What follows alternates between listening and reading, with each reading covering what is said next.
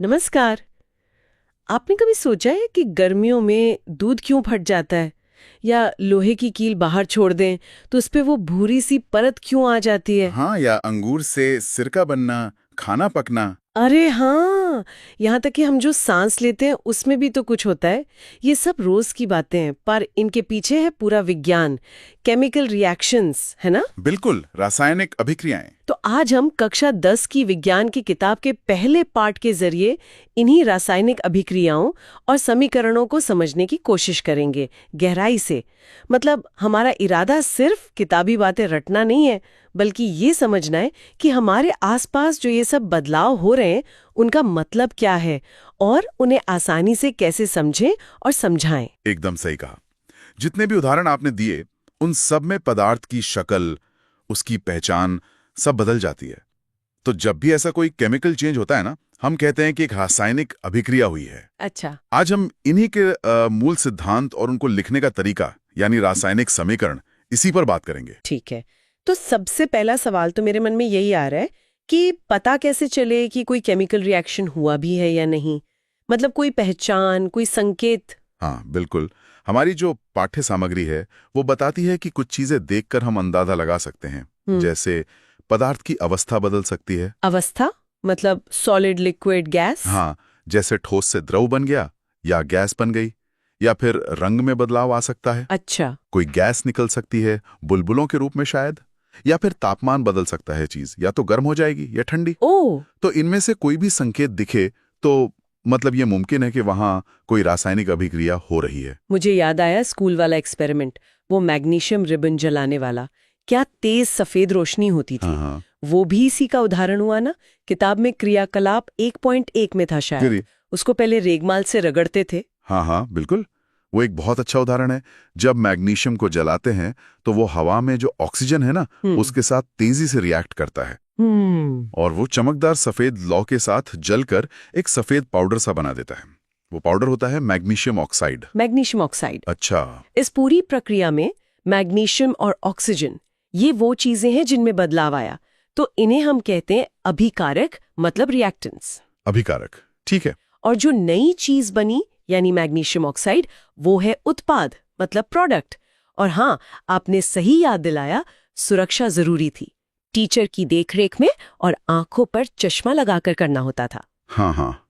अच्छा, तो ये हो गए अभिकारक और उत्पाद। पर हर बार ऐसे लंबा लंबा लिखना कि मैग्नीशियम ने ऑक्सीजन से क्रिया करके मैग्नीशियम ऑक्साइड बनाया, ये तो बड़ा मुश्किल काम है। कोई छोटा तरीका नहीं है इसे दिखाने का। है ना।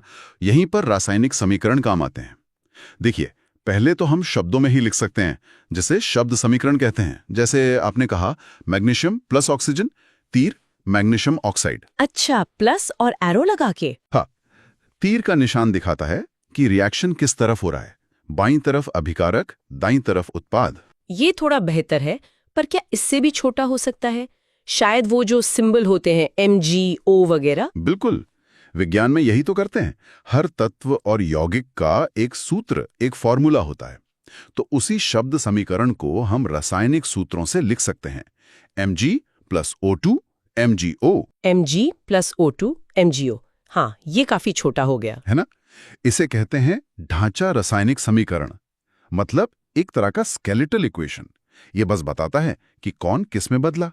ढांचा मतलब अभी इसमें कुछ कमी है, ये पूरी तरह सही नहीं है। हाँ, यहीं पर एक बहुत जरूरी सवाल आता है। क्या ये समीकरण बैलेंस्ड है, संतुलित है? संतुलित मतलब ये कि क्या तीर के दोनों तरफ हर तत्व के परमाणु यानी एटम्स बराबर संख्या में है। देखिए, बाईं तरफ मैग्नीशियम Mg का एक परमाणु है, दाईं तरफ भी एक है। चलो, ये तो ठीक है। लेकिन ऑक्सीजन को देखिए, बाईं तरफ O2 है, यानी ऑक्सीजन के दो परमाणु हैं। हाँ। जबकि दाईं तरफ MgO में ऑक्सीजन का सिर्फ एक ही परमाणु है। तो ये बराबर नहीं हुआ ना। ओ हाँ, ऑक्सीजन बैलेंस नहीं है। पर इससे क्या फर्क पड़ता है? बैलेंस होना इतना जरूरी क्यों है? एक आध परमाणु कम ज्यादा हो जाए तो? नहीं नहीं, ये बहुत जरूरी है। ये विज्ञान का एक फंडामेंटल नियम है, द्रव्यमान संरक्षण का नियम, law of conservation of mass. हाँ, ये तो पढ़ा है कि मास न बनता है न नष्ट होता है। बिल्कुल। किसी भी केमिकल रिएक्शन में ना तो कोई पदार्थ बनता है, ना ही नष्ट होता है। बस एटम्स की अदला बदली होती है, वो रीअरेंज हो जाते हैं।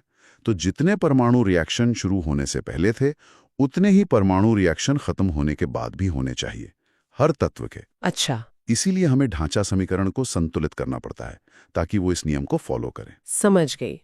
तो मतलब जैसे वो लोहे में जंग लगने वाली बात थी, मान लीजिए लोहा Fe पानी की भाप H2O से रिएक्ट करके आयरन ऑक्साइड Fe3O4 और हाइड्रोजन गैस H2 बना रहा है। तो ढांचा समीकरण हुआ Fe plus H2O goes to Fe3O4 plus H2। हाँ, अब इसे संतुलित कैसे करेंगे?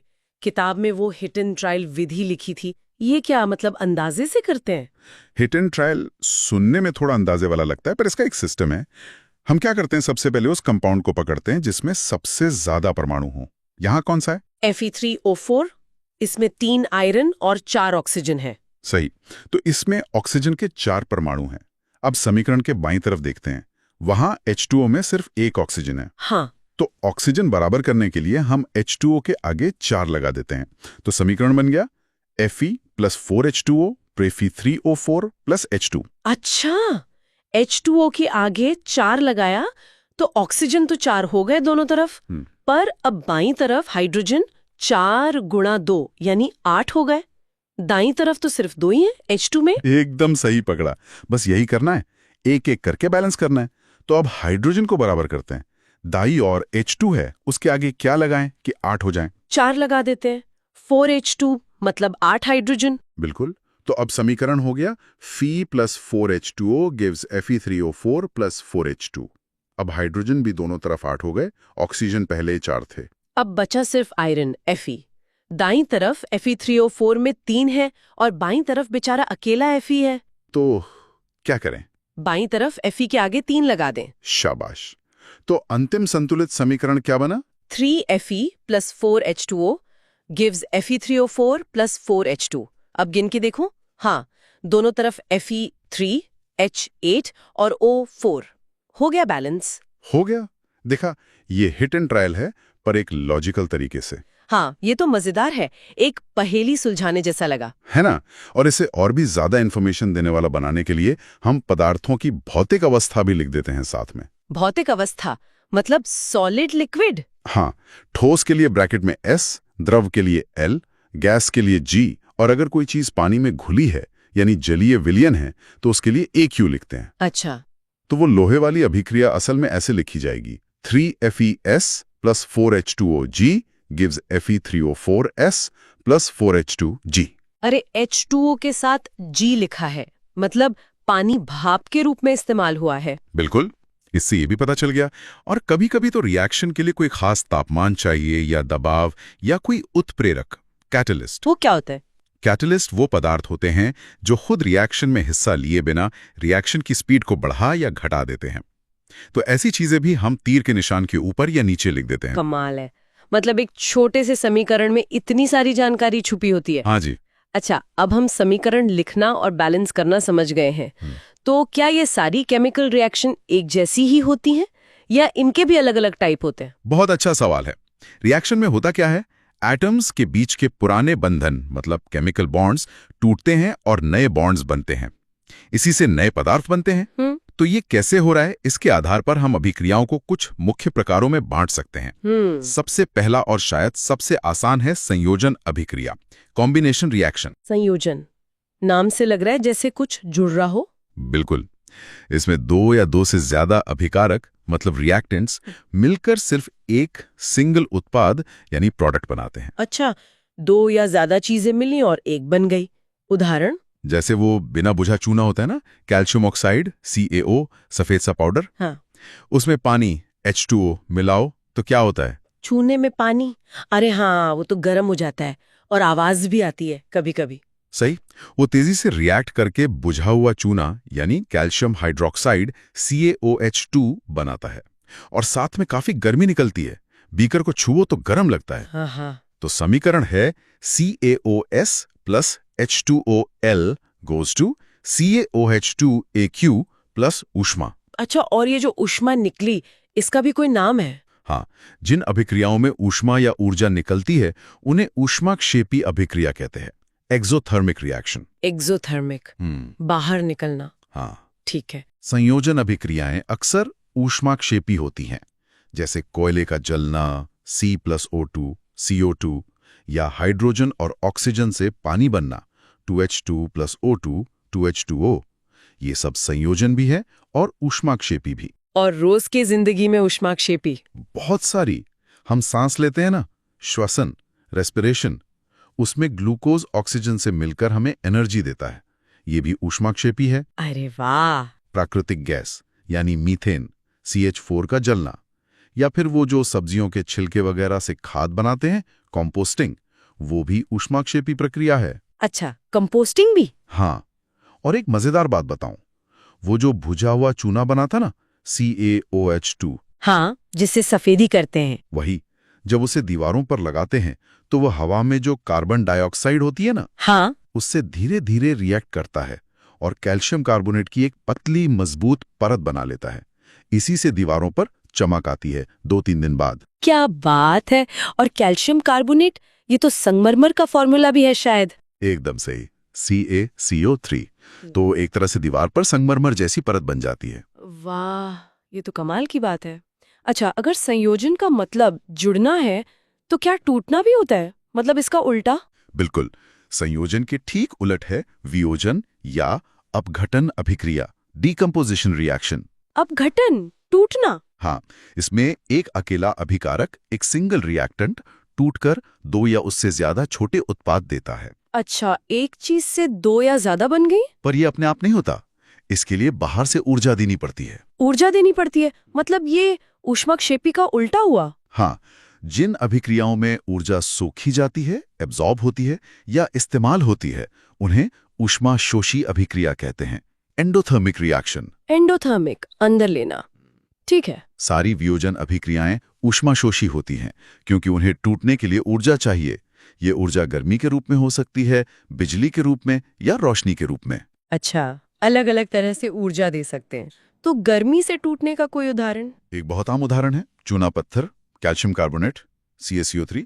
इसे जब बहुत तेज गर्म करते हैं तो ये बिना बुझे चूने CO और कार्बन डाइऑक्साइड गैस में टूट जाता है। समीकरण था ना, CaCO3S गो ऊष्मा CaOS प्लस CO2 गैस। हाँ हाँ, और ये CaO सीमेंट में काम आता है, आपने बताया था। बिल्कुल, ये ऊष्मीय वियोजन हुआ। एक और उदाहरण है फेरस सल्फेट के क्रिस्टल वाला। हरे रंग के क्रिस्टल होते हैं, FeSO4.7H2O। गर्म करो तो पहले पानी उड़ जाता है, रंग बदलता है। फिर और गर्म करो तो वो फेरिक ऑक्साइड Fe2O3, भूरा सा पाउडर, और सल्फर डाइऑक्साइड SO2 और सल्फर ट्राइऑक्साइड SO3 गैसों में टूट जाता है। इन गैसों की खास गंध भी होती है। ओह, काफी कुछ बनता है इसमें तो। हाँ, 2FeSO4S गो ऊष्मा, Fe2O3S plus SO2 gas plus SO3 gas. ठीक है। और बिजली से टूटने का? पानी का वैद्युत अपघटन, इलेक्ट्रोलाइसिस ऑफ वाटर। अगर पानी में थोड़ा सा एसिड डालकर उसमें 2 इलेक्ट्रोड लगाकर करंट पास करें, हाँ, वो एनोड कैथोड वाला। वही, तो पानी हाइड्रोजन गैस H2 और ऑक्सीजन गैस O2 में टूट जाता है। 2H2OL विद्युत धारा, 2H2G प्लस O2G। अच्छा, और इसमें एक गैस ज्यादा बनती है शायद? हाँ, हाइड्रोजन गैस ऑक्सीजन से दोगुनी मात्रा में बनती है क्योंकि पानी के मॉलिक्यूल H2O में हाइड्रोजन के 2 एटम होते हैं और ऑक्सीजन का 1। समझ गई। और रोशनी से, क्या धूप से भी कुछ टूटता है? टूटता है। सिल्वर क्लोराइड AgCl देखा है? हाँ हाँ, सफेद रंग का पाउडर होता है। सिल्वर क्लोराइड, शायद लैब में देखा हो। उसे अगर धूप में रख दें तो वो धीरे धीरे स्लेटी ग्रे कलर का हो जाता है। ग्रे क्यों? क्योंकि वो टूट जाता है। वो सिल्वर धातु Ag और क्लोरीन गैस Cl2 में बदल जाता है। 2AgClS, सूर्य का प्रकाश 2AgS प्लस Cl2G। अरे वाह, धूप से रिएक्शन। हाँ, इसी तरह सिल्वर ब्रोमाइड AgBr भी रोशनी में टूटता है। और पता है, इसी रिएक्शन का इस्तेमाल पहले ब्लैक एंड व्हाइट फोटोग्राफी में होता था। सच में? फोटोग्राफी में? वो जो फोटोग्राफिक फिल्म होती थी ना, उस पर इसी तरह के सिल्वर कंपाउंड की परत होती थी। अद्भुत! क्या क्या तरीके हैं रिएक्शन के? संयोजन, वियोजन, गर्मी से, बिजली से, रोशनी से, और कौन से प्रकार हैं? अगला है विस्थापन अभिक्रिया, डिस्प्लेसमेंट रिएक्शन। विस्थापन मतलब जगह बदलना, किसी को हटाकर? हाँ, कुछ वैसे ही। इसमें एक ज्यादा क्रियाशील तत्व मतलब मोर रिएक्टिव एलिमेंट किसी कम क्रियाशील तत्व को, लेस रिएक्टिव वाले को, उसके यौगिक के घोल से मतलब सॉल्यूशन से हटा देता है और खुद उसकी जगह ले लेता है। जैसे? क्लास में कोई ताकतवर बच्चा किसी कमजोर बच्चे की सीट छीन ले। हाँ हाँ, बढ़िया उपमा दी, बिल्कुल वैसा ही। अच्छा, हम्म। जैसे अगर हम एक लोहे की कील Fe लें और उसे कॉपर सल्फेट CuSO4 के नीले रंग के घोल में डुबो दें। कॉपर सल्फेट, नीला थोथा। हाँ, वही। तो लोहा या आयरन जो है वो कॉपर से ज्यादा क्रियाशील है, ज्यादा रिएक्टिव है। अच्छा। तो वो क्या करता है, घोल में से कॉपर को हटा देता है और खुद सल्फेट के साथ जुड़कर आयरन सल्फेट बना लेता है।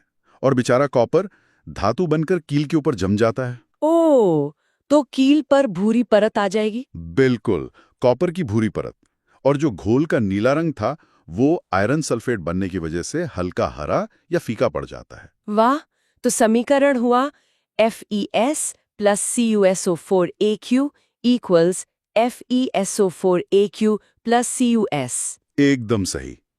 इसी तरह जिंक Zn या लेड Pb थी कॉपर सल्फेट के घोल से कॉपर को हटा सकते हैं क्योंकि वो भी कॉपर से ज्यादा रिएक्टिव हैं। Zn plus CuSO4, ZnSO4 plus Cu। समझ गई। एक ज्यादा ताकतवर ने कमजोर को हटा दिया। क्या ऐसा भी होता है कि दो लोग आपस में जगह बदल लें, मतलब अदला बदली? होता है, बिल्कुल होता है। उसे कहते हैं द्विविस्थापन अभिक्रिया, double displacement reaction. Double displacement, दो लोग हटे। हाँ, इसमें क्या होता है, दो यौगिकों के घोल मतलब दो कंपाउंड्स के सॉल्यूशन आपस में रिएक्ट करते हैं और उनके जो आयन होते हैं ना, चार्ज्ड पार्टिकल्स, हाँ, पॉजिटिव और नेगेटिव आयंस, उनकी अदला बदली हो जाती है। एक्सचेंज हो जाता है। आयनों की अदला बदली। कोई उदाहरण? जैसे मान लीजिए हमने सोडियम सल्फेट Na2SO4 का घोल लिया और बेरियम क्लोराइड BaCl2 का घोल लिया। दोनों रंगहीन होते हैं। ठीक है। जब इन दोनों को मिलाते हैं तो फटाफट एक सफेद रंग की चीज बनती है जो पानी में घुलती नहीं, नीचे बैठ जाती है। नीचे बैठ जाती है, मतलब प्रेसिपिटेट। बिल्कुल, अवक्षेप कहते हैं हिंदी में, प्रेसिपिटेट। ये सफेद अवक्षेप होता है बेरियम सल्फेट का। ये कैसे बना? हुआ ये कि बेरियम क्लोराइड से Ba2+ आयन आया और सोडियम सल्फेट से SO4 2 नेगेटिव आयन आया। इन दोनों ने आपस में मिलकर BaSO4 बना लिया जो घुलता नहीं। और बाकी आयनों का क्या हुआ? सोडियम Na+ और क्लोराइड Cl नेगेटिव। वो भी आपस में जुड़कर सोडियम क्लोराइड NaCl बना लेते हैं, यानी साधारण नमक। लेकिन NaCl तो पानी में घुल जाता है, तो वो घोल में ही रहता है। अच्छा, तो रिएक्शन हुआ Na2SO4Aq plus BaCl2Aq gives BaSO4S यानी सॉलिड अवक्षेप प्लस 2NaCl। एकदम परफेक्ट। और जिन अभिक्रियाओं में ऐसा अघुलनशील अवक्षेप बनता है ना, उन्हें अवक्षेपण अभिक्रिया, प्रेसिपिटेशन रिएक्शन भी कहते हैं। दिलचस्प। तो संयोजन, वियोजन, विस्थापन, द्विविस्थापन 4 हो गए। क्या कोई और मुख्य प्रकार भी है? हाँ, एक बहुत ही महत्वपूर्ण जोड़ी है उपचयन एवं अपचयन। Oxidation and reduction. हाँ, ये नाम सुने हैं? इन दोनों को मिलाकर रेडॉक्स अभिक्रिया कहते हैं। रेडॉक्स ऑक्सीडेशन और रिडक्शन से मिलकर बना। हाँ, reduction plus oxidation is equal to redox. अच्छा, पर ये होते क्या है उपचयन और अपचयन? थोड़े मुश्किल लग रहे हैं। नहीं, आसान है। हाँ। देखिए, अगर किसी पदार्थ में, किसी सब्सटेंस में रिएक्शन के दौरान ऑक्सीजन जुड़ जाए, हाँ, या फिर उसमें से हाइड्रोजन निकल जाए, इन दोनों में से कुछ भी हो, तो हम कहते हैं कि उस पदार्थ का उपचयन हुआ है। ऑक्सीडेशन, ऑक्सीजन का जुड़ना या हाइड्रोजन का निकलना, उपचयन। ठीक है, उदाहरण? जैसे कॉपर पाउडर लो, तांबे का चूरा। हाँ, उसे हवा में गर्म करो तो वो हवा की ऑक्सीजन से जुड़ जाता है और उसकी सतह पर काले रंग की परत बन जाती है। काली परत। हाँ, वो होता है कॉपर ऑक्साइड CuO। तो रिएक्शन हुआ 2Cu प्लस O2 2CuO। यहां कॉपर Cu में ऑक्सीजन जुड़ी ना, हाँ, CO बन गया। तो हम कहेंगे कि कॉपर का उपचयन हुआ है, ऑक्सीडेशन हुआ है। समझ गई। ऑक्सीजन का जुड़ना इज इक्वल टू उपचयन। तो अपचयन इसका उल्टा होगा? बिल्कुल, अगर किसी पदार्थ से ऑक्सीजन निकल जाए, हाँ, या फिर उसमें हाइड्रोजन जुड़ जाए, तो हम कहते हैं कि उसका अपचयन हुआ है, रिडक्शन। ऑक्सीजन का निकलना या हाइड्रोजन का जुड़ना इज इक्वल टू अपचयन। ठीक है, इसका उदाहरण? चलो वही कॉपर ऑक्साइड लेते हैं जो अभी बना था CO, काला वाला। अब इस गर्म कॉपर ऑक्साइड के ऊपर से हाइड्रोजन गैस गुजारते हैं। अच्छा। तो पता है क्या होता है? वो काली परत गायब हो जाती है और हमें वापस भूरे रंग का कॉपर मिल जाता है और साथ में पानी बनता है। अरे, कॉपर वापस मिल गया। हाँ, रिएक्शन हुआ, CuO plus H2, Cu plus H2O। यहाँ कॉपर ऑक्साइड में से ऑक्सीजन निकल गई ना, Cu बन गया। हाँ, ऑक्सीजन हट गई। तो हम कहेंगे कि कॉपर ऑक्साइड का अपचयन हुआ है, रिडक्शन हुआ है। लेकिन इस रिएक्शन में एक और चीज हुई। हाइड्रोजन को देखो, उसमें तो ऑक्सीजन जुड़ गई, H2 से H2O बन गया। क्या बात है, एकदम सही पकड़ा। तो क्या हाइड्रोजन का उपचयन हुआ? बिल्कुल। इस अभिक्रिया CuO plus H2, Cu plus H2O में CuO का अपचयन हो रहा है, ऑक्सीजन निकली, और H2 का उपचयन हो रहा है, ऑक्सीजन जुड़ी। ओ, मतलब ये दोनों चीजें साथ साथ हो रही हैं। हमेशा रिडॉक्स रिएक्शन में यही होता है। अगर एक चीज का अपचयन हो रहा है तो किसी दूसरी चीज का उपचयन जरूर हो रहा होगा। एक इलेक्ट्रॉन देता है, दूसरा लेता है, ये हायर क्लास में पढ़ेंगे। इसीलिए इन्हें मिलाकर रिडॉक्स अभिक्रिया कहते हैं। अच्छा, ये तो बहुत जरूरी बात है। तो इसका मतलब जब हमने शुरू में मैग्नीशियम रिबन जलाया था, Mg plus O2 goes to MgO, उसमें मैग्नीशियम Mg में ऑक्सीजन जुड़ी थी। हाँ, तो मैग्नीशियम का उपचयन हुआ था। शानदार, बिल्कुल सही समझा आपने। और ऑक्सीजन खुद अपचयित हुई थी। रिडॉक्स अभिक्रियाएं हमारे चारों तरफ हो रही हैं। वाकई, ये जानना तो बड़ा ही रोचक था। अब मेरा अगला सवाल ये है कि इन सब रिएक्शंस का, खासकर ये जो उपचयन है, इसका हमारी रोज की जिंदगी पर क्या असर पड़ता है? बहुत असर पड़ता है। दो बहुत आम असर हैं जिनका जिक्र आपकी किताब में भी है। एक है संक्षारण यानी कोरोजन। संक्षारण, हाँ, ये तो सुना है, जंग लगना। हाँ, लोहे पर जंग लगना संक्षारण का सबसे जाना माना उदाहरण है।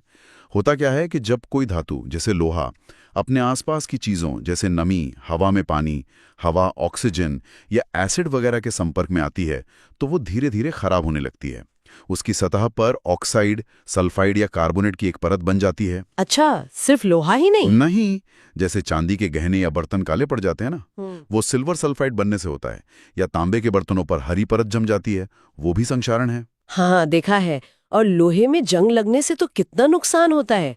पुल, पानी के जहाज, गाड़ियों की बॉडी सब खराब हो जाते हैं। बिल्कुल, ये एक बहुत बड़ी आर्थिक समस्या भी है। इसीलिए तो लोहे की चीजों को बचाने के लिए उन पर पेंट करते हैं। हाँ, पेंट क्यों करते हैं? पेंट करने से क्या होता है, लोहे की सतह का सीधा संपर्क हवा और नमी से टूट जाता है, तो रिएक्शन हो ही नहीं पाता। या फिर उन पर ग्रीस या तेल लगाते हैं, या जिंक जैसी किसी दूसरी धातु की परत चढ़ा देते हैं, जिसे गैल्वेनाइजेशन कहते हैं। अच्छा, ये सब जंग से बचाने के तरीके हैं। और दूसरा असर आपने बताया था, विकृत गंधिता। हाँ, विकृत गंधिता, रैंसिडिटी। ये क्या अजीब सा नाम है? इसका संबंध है खाने पीने की चीजों से, खासकर वो जिनमें तेल या वसा होती है, फैट होती है। तेल वाली चीजें जैसे चिप्स, नमकीन, तला हुआ खाना। हाँ, जब ऐसी चीजें ज्यादा देर तक हवा में खुली रखी रहती हैं, तो उनमें जो तेल और वसा होती है ना, उसका हवा की ऑक्सीजन से उपचयन हो जाता है, ऑक्सीडेशन। अच्छा, तेल का ऑक्सीडेशन। हाँ, और इस ऑक्सीडेशन से उनका स्वाद और उनकी गंध दोनों खराब हो जाते हैं। अजीब सी महक आने लगती है, स्वाद बदल जाता है। इसी को विकृत गंधिता कहते हैं। मतलब खाना बासी हो गया या खराब हो गया। ओह, तो वो जो बासी खाने की महक आती है वो इसी वजह से है। हाँ, तो इससे बचने के लिए क्या करते हैं? चिप्स के पैकेट्स तो महीनों तक ठीक रहते हैं, उनमें क्या खास बात होती है? हाँ, उसके कई तरीके हैं। एक तो ये कि खाने की चीजों में कई बार प्रतिऑक्सीकारक, एंटीऑक्सीडेंट्स मिलाए जाते हैं। एंटीऑक्सीडेंट्स? हाँ, ये वो केमिकल होते हैं जो ऑक्सीडेशन की प्रक्रिया को धीमा कर देते हैं। दूसरा, खाने को एयरटाइट डिब्बों में रखने से भी फायदा होता है, क्योंकि ऑक्सीजन कम मिलती है। और चिप्स के पैकेट, वो तो फूले हुए होते हैं। हाँ, वो जो हवा भरी होती है ना पैकेट में, वो असल में हवा यानी ऑक्सीजन नहीं होती, वो नाइट्रोजन गैस होती है। नाइट्रोजन? ऑक्सीजन निकालकर नाइट्रोजन क्यों भरते हैं? क्योंकि नाइट्रोजन ऑक्सीजन के मुकाबले बहुत कम रिएक्टिव गैस है। वो आसानी से चिप्स के तेल के साथ रिएक्ट नहीं करती, तो पैकेट से ऑक्सीजन हटाकर नाइट्रोजन भर देते हैं, जिससे चिप्स का उपचयन नहीं हो पाता और वो ताजे और कुरकुरे बने रहते हैं। अरे वाह! तो पैकेट का फूला होना सिर्फ दिखाने के लिए नहीं है, बल्कि चिप्स को खराब होने से बचाने का तरीका है। ये तो कमाल की जानकारी मिली, है ना? तो आज हमने वाकई रासायनिक अभिक्रियाओं और समीकरणों की इस पूरी दुनिया की एक अच्छी खासी सैर की। हमने देखा कि कैसे दूध फटने से लेकर लोहे पर जंग लगने तक हमारे आसपास न जाने कितने केमिकल बदलाव हर पल हो रहे हैं। हमने ये भी सीखा कि इन बदलावों को समीकरणों के रूप में कैसे दिखाते हैं और उन्हें बैलेंस करना क्यों जरूरी है, वो द्रव्यमान संरक्षण के नियम की वजह से। बिल्कुल। और हमने अभिक्रियाओं के मुख्य प्रकार भी समझे, संयोजन, वियोजन, विस्थापन, द्विविस्थापन और रेडॉक्स यानी उपचयन अपचयन, उदाहरणों के साथ। हाँ, और ये भी जाना कि कैसे उपचयन जैसी प्रक्रियाएं हमारी रोज की जिंदगी पर असर डालती हैं। संक्षारण से नुकसान होता है, विकृत गंधिता से खाना खराब होता है, और उनसे बचने के तरीके भी। सही कहा। वाकई आज समझ आया कि केमिस्ट्री सिर्फ लैब की चीज नहीं है, ये तो हमारी रसोई से लेकर सड़कों तक हर जगह मौजूद है। बिल्कुल।